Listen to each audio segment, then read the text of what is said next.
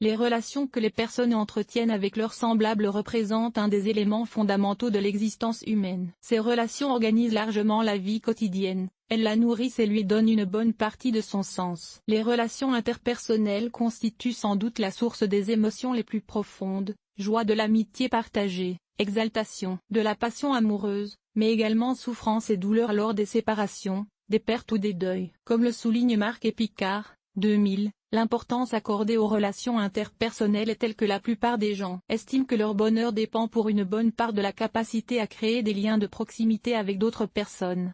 L'existence de liens affectifs, amoureux ou amicaux est considérée, par la majorité des gens, comme une des conditions essentielles au bonheur, Dubé, 1994. Cette façon de voir est corroborée par les faits. S'engager dans une relation nouvelle, par exemple devenir amoureux, nouer de nouveaux rapports amicaux, vivre la naissance d'un enfant se situe au sommet de tous ces événements heureux, alors que la rupture, le deuil, la séparation ou le divorce se classent en tête des événements les plus pénibles et les plus stressants. L'étude des relations interpersonnelles constitue un thème central dans le domaine de la psychologie sociale, mais également dans le domaine de la psychologie du développement. C'est au sein des relations qu'il entretient avec sa mère que, pour la première fois, le moi de l'enfant affirme son entité propre. Les interactions avec l'entourage fournissent les stimulations indispensables à l'acquisition et au développement du langage. La maîtrise des pulsions, la régulation des émotions, l'intériorisation des normes de conduite, l'élaboration progressive des connaissances et des jugements. Toute la vie psychique se construit au sein des relations établies avec l'entourage. Les caractéristiques des relations interpersonnelles. 3. De quoi parle-t-on lorsqu'il est question de relations interpersonnelles? Ce terme désigne la nature du lien qui unit deux personnes,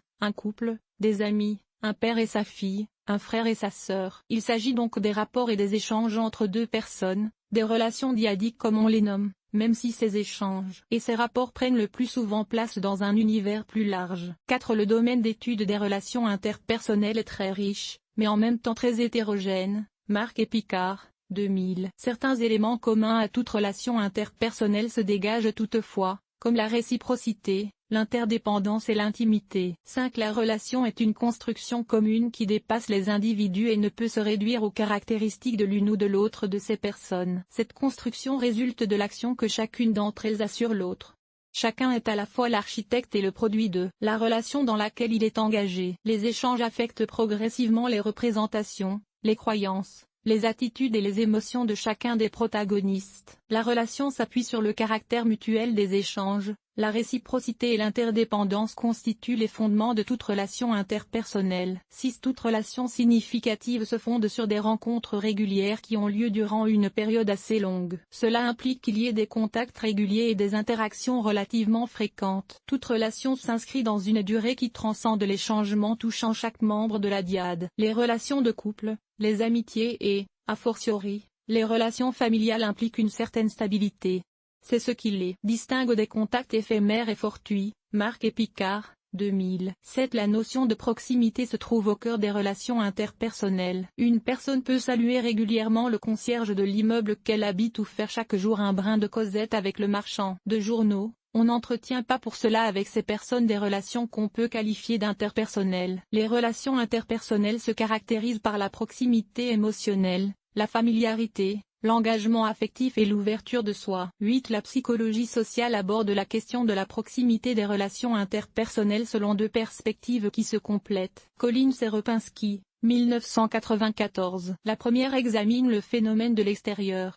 Elle insiste sur l'existence d'un lien suffisamment durable entre deux personnes, s'accompagnant d'interactions fréquentes et interdépendantes dans des situations et des activités multiples et diversifiées. Kelly et al. 1983. Dans cette perspective, le concept de proximité s'entend de manière quantitative, en analysant des variables comme la fréquence, la diversité et la durée des interactions. Mais on ne peut faire l'épargne de l'expérience subjective de l'intimité lorsqu'il est question de proximité interpersonnelle. Les personnes qui décrivent leurs expériences de proximité avec d'autres évoquent constamment cette notion d'intimité qui fait appel à l'absence de barrières ou de conventions et à la transparence des rapports. Blitt, Iletiel, 1982. Le dévoilement de soi constitue une démarche centrale dans la création d'une relation intime, La révélation à l'autre de ce qui relève de la sphère privée encourage l'ouverture à l'autre et les confidences concernant ses émotions et ses sentiments. Le niveau d'intimité constitue un bon indicateur du niveau de profondeur d'une relation.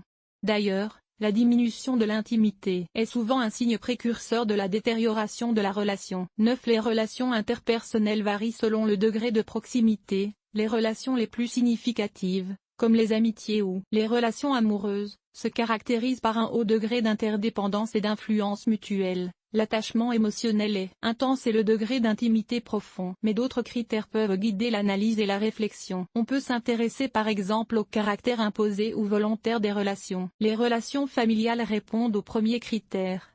On ne choisit pas ses parents ni ses frères et sœurs, ils nous sont imposés.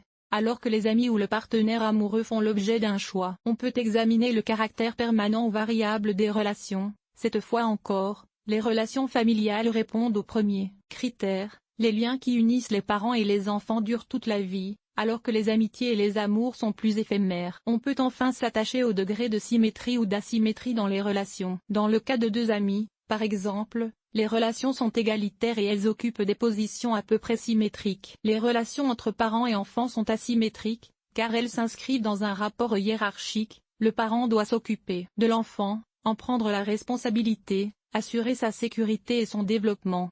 L'enfant doit se conformer aux exigences parentales et respecter les règles familiales.